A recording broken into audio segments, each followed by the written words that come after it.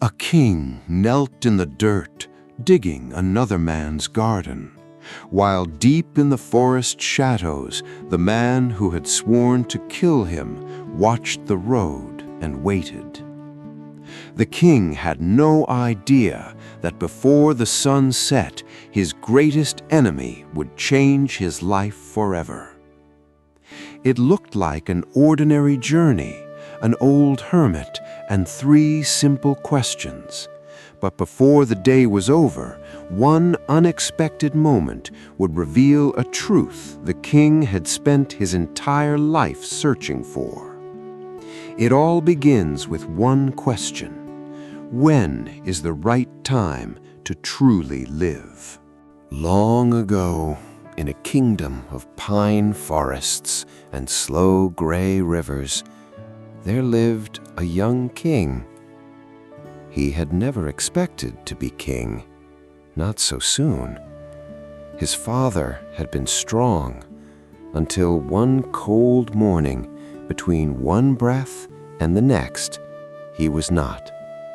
The old king collapsed in the courtyard, and his son reached him just in time to hold him, just in time to watch him fight for air and win only enough for 7 words. There was so much I meant to. And then silence. The sentence was never finished. The prince became a king that day, and he carried that broken sentence into his crown the way a man carries a splinter in his palm, invisible to everyone and always aching. From that morning, the young king made himself a promise. I will never be caught unprepared. Never. He filled his study with maps and ledgers. He kept a thick leather book in which he wrote everything he would do next season, next year, next decade. His ministers called him the most careful king the land had ever known. But at night, the king lay awake while the candle burned down and the splinter ached. Because one question circled him, like a wolf circling a fire. What if I'm preparing for all the wrong things? And so the king sent out a proclamation, a great reward to anyone who could answer 3 questions. When is the right time to begin every deed? Who are the people I most need? And what is the most important thing to do? Wise men came from every corner of the kingdom. Some said, to know the right time, you must draw up the future in advance and follow the plan without fail. Others said, no plan survives the world. You must watch and wait and respond. The stargazers said the answer was written in the sky. On the second question, some said his counselors, some said the priests, some said the doctors, some said the warriors. And the most important deed? Knowledge, said one. War, said another. Worship, said a third. Every answer was different. Every answer confident. And every answer left the king exactly where he began. So he gave the reward to no one. But there was one door left to knock on. Far beyond the last fields, where the road narrowed into a footpath, lived a hermit famous for wisdom, an old man who received only the poor and the humble, and no one else. So the king did something kings do not do. He took off his rings. He dressed in the rough clothes of a common traveler. He left his horse and his bodyguard at the edge of the forest and walked the last miles alone.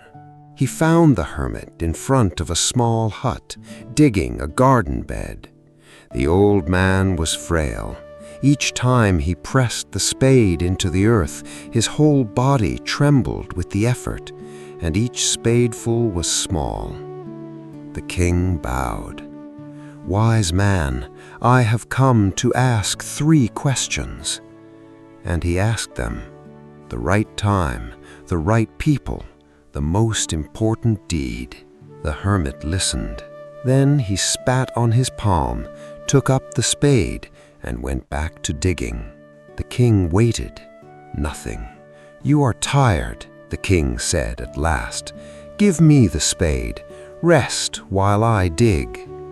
"Thanks," said the hermit, and he sat down on the ground. And so, a king who commanded armies began to dig an old man's garden. One bed, then another. The sun crawled across the sky. Blisters rose on the royal hands and broke and stung with sweat. When 2 beds were done, the king stopped and asked his questions again. The hermit said nothing. He only rose and reached for the spade. "Now you rest, and I will work." But the king did not give him the spade. He kept digging. An hour passed, another. The sun sank into the pines, and the light between the trees turned to old gold. At last, the king drove the spade into the earth and said, "I came to you for wisdom, old man. If you have none to give, tell me plainly, and I will go home." But before the hermit could answer, footsteps, wrong footsteps, fast, stumbling, crashing through the undergrowth. Urgent, a man burst from the tree line, a bearded stranger, his hands pressed against his stomach, and through his fingers dark blood. He took 3 more steps and collapsed at the king's feet. The king did not think. That is the part he would remember all his life afterward, that for once he did not think, did not plan, did not consult the leather book. He knelt. He tore open the man's shirt and found the wound. He pulled off his own shirt, ripped it into strips, and bound the wound tight. The blood soaked through. He washed the wound with water from the hermit's flask and bound it again and again, until at last the bleeding stopped. The stranger's eyes fluttered open and found the king's face, and they went wide with something that, in the fading light, the king mistook for gratitude. It was not gratitude. Together, the king and the hermit carried the man into the hut and laid him on the bed. The stranger closed his eyes, and the king, emptied out by the walking and the digging and the blood, sank down on the threshold, only to rest his eyes, he told himself, and he slept the whole short summer night.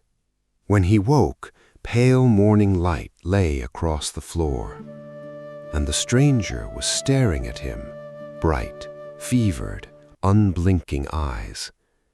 And then the stranger spoke the words that turned the king's blood to ice. "Forgive me." "I don't know you," said the king. "You have nothing to ask forgiveness for." "You do not know me," the man said, "but I know you. I am your enemy. A year ago you executed my brother and took my family's land, and on my brother's grave I swore to kill you. I knew you had walked into this forest alone. I hid beside the road to ambush you when you returned, but the sun set and you never came. When I left my hiding place to hunt for you, your bodyguard recognized my face. It was they who gave me this wound. I escaped them, and I would have bled out in the dark, alone, if you had not found me. If you had not spent your night saving my life. I came here to take your life, and you gave me mine." His voice broke. "Forgive me." The king stood very still. The splinter in his palm, his father's unfinished sentence, ached once like an old bell struck. And then the king felt something he had not planned and could not have planned. No anger at all, only a strange, weightless, mercy. He forgave the man. More than that, he promised to return his family's land and to send his own physician to tend the wound. In a single night, without knowing it, he had turned his sworn enemy into the most loyal friend he would ever have. Then he walked out into the wet morning grass to find the hermit, who was on his knees in the fresh garden beds, sowing seeds. "For the last time, wise man," said the king, "I ask you to answer my questions." The hermit looked up.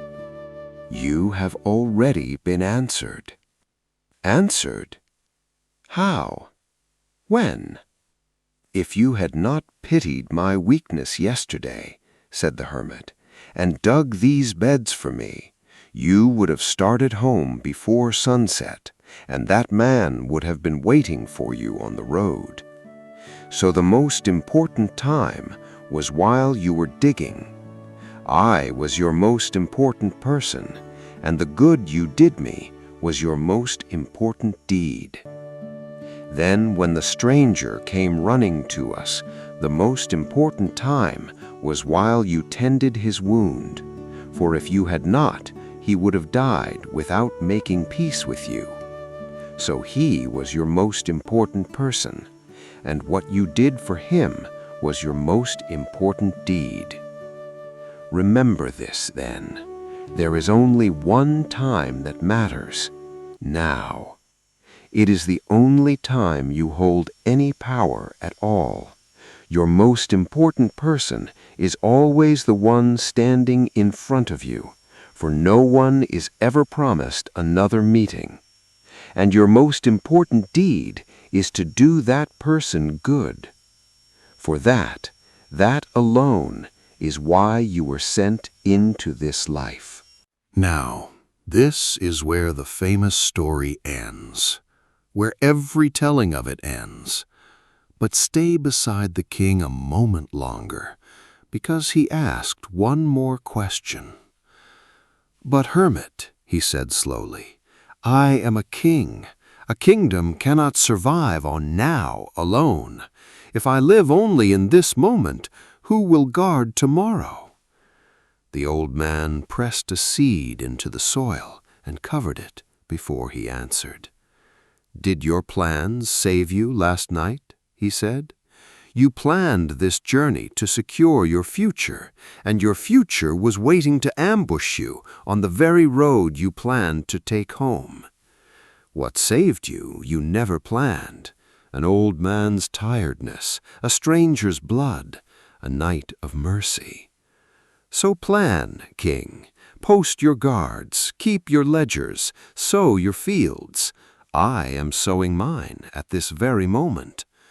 But understand what tomorrow is. Tomorrow is not a country you will one day arrive in. When tomorrow comes, it will come as another now, and it will find whoever you have trained yourself to be in all the nows before it. The man who is absent from today will be absent from tomorrow too, because absence is the only thing he ever practiced." And there, standing in the morning grass, the king finally understood his father's dying words. For years he had heard them one way: "There was so much I meant to do." And so he had armored himself in lists and ledgers, so that death would never catch him unfinished. But that was never the sentence. His father, dying in a courtyard with his son's arms around him, was not grieving his unfinished plans. "There was so much I meant to say to his boy." Across all those ordinary evenings when they had sat in the same room, in the same lamplight, each of them silently preparing for tomorrow. The king had spent his whole reign answering the wrong regret. He rode home that same day, and the palace servants would tell of it for years. the strange thing the king did when he arrived. Before removing his boots, before hearing a single report, he walked to the room of his youngest child, sat down on the floor beside him, and simply stayed. Pause for a moment, because this story is not really about a king and a hermit. It is about you and about the leather book you keep. Oh, yours may not be leather. Yours may be a planner, a phone, a quiet list in the back of your mind, but you keep it. We all do. The Book of Tomorrows. I'll call my father next week. This week is impossible. I'll truly be present with my family once this project is finished. I'll rest when things settle down. I'll say it when the moment is right. And while we wait for the right time, life keeps arriving, disguised as the wrong time. It arrives as an interruption, as the child tugging your sleeve while your mind drafts tomorrow's conversations. Sometimes it even arrives as a bleeding stranger, the thing you never planned for, which turns out to be the reason you were there at all. But here is what you must hear, and hear gently, because this is not an accusation. You do not postpone living because you are lazy, or foolish, or broken. You postpone because the future is the only place where nothing has ever hurt you. Yesterday holds your wounds, today holds your risks, but tomorrow? Tomorrow is clean. Nothing has ever gone wrong there. Of course you want to live there. Postponing is not a character flaw. It is a shelter. Your heart built it honestly to keep you safe, and once it was right to build it. The failure was never in building the shelter. The failure is in moving into it. Because the king learned what tomorrow really is. It is not a place. No one has ever lived a single minute there. Every minute you will ever receive will be handed to you exactly the way this one was, as now. Which means the skill you practice today, presence or absence, is the only skill you will bring into every tomorrow you are waiting for. Tolstoy, a man who owned more than almost anyone of his age, spent his last years giving it away. And he left us the answer in a single line. There is only one important time, and that time is now, because it is the only time we have any power. And the old Roman Seneca said the rest. It is not that our lives are short, it is that we waste so much of what we are given. Somewhere in your book of tomorrows, there is a sentence you have been saving for the right time. A thank you, an apology, an I love you, an I forgive you, or a simple I miss you. You already know the sentence. You already know the person. Today, not someday, today. Say it, call them, sit down on their floor. The moment will feel wrong, too ordinary, too soon. That feeling is the shelter calling you back inside. Do not go back inside. Now I want to hear from you, and I want to make it real. Who is your person? You don't have to tell us the sentence. Just write their name in the comments. One name. Let it stand there as a promise made in front of witnesses. Tonight, that comment section will become something rare on the internet, a wall of names of people who have finally about to hear what they have waited too long to hear. If this story moved something in you, share it with someone who is living inside their own book of tomorrows. You may be handing them the most important minute of their year. And subscribe if you want to keep walking this road with me, because next time I will tell you about an old farmer whose neighbors called him the luckiest and the unluckiest man alive, and about the 2 quiet words he gave to every piece of news, good or terrible. 2 words that can end a lifetime of worry. You do not want to miss that one. Until then, be patient with yourself. Be present with your people. The most important person in your life is waiting to hear from you. Right now, go. Say the sentence.